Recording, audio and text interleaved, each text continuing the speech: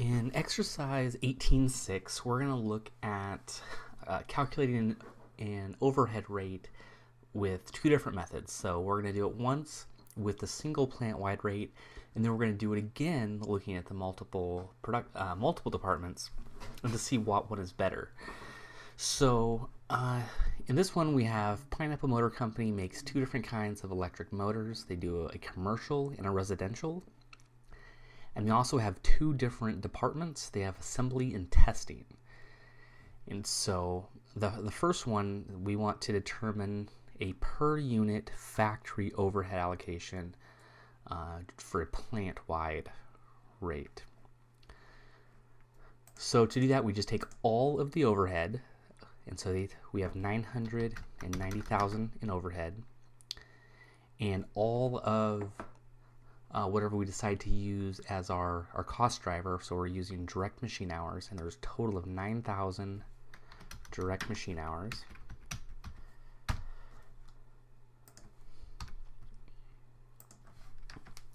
So that's going to give us $110 per direct machine hour. So now if we allocate it to each one of the products,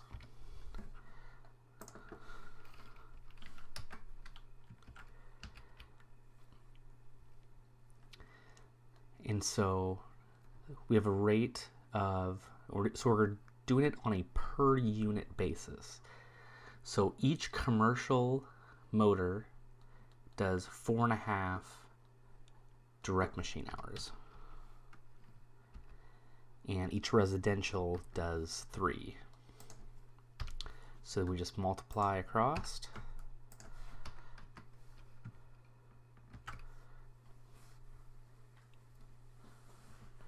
So on a per motor basis, we would allocate $495 of overhead to the commercial and $330 to the residential. So now in part B, it wants us to look at, instead of doing it on a plant-wide perspective, we want to break it down on a per department perspective. So we have two departments. We have the assembly department and the testing department. And so instead of just using the full 990, we want to break it out by department. So assembly is 240, testing is 750, and then we split out our direct machine hours. So we have 3,000 for the assembly and 6,000 for the testing. So now we're going to get departmental overhead rates instead of plant-wide rates.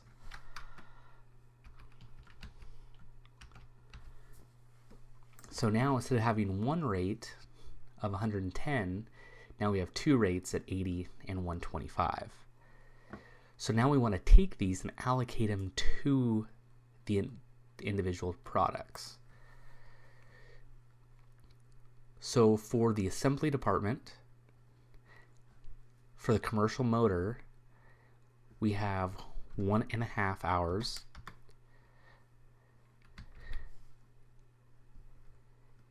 And then for the, still in the commercial, but for the testing department, we have 3 hours. And so then our rate for the assembly is 80. Our rate for the testing is 125. So now we multiply these together.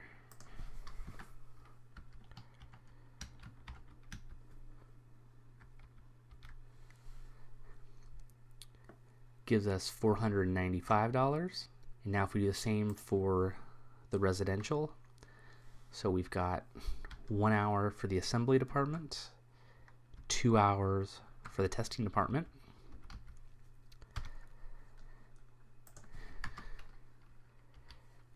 Carry down our rates.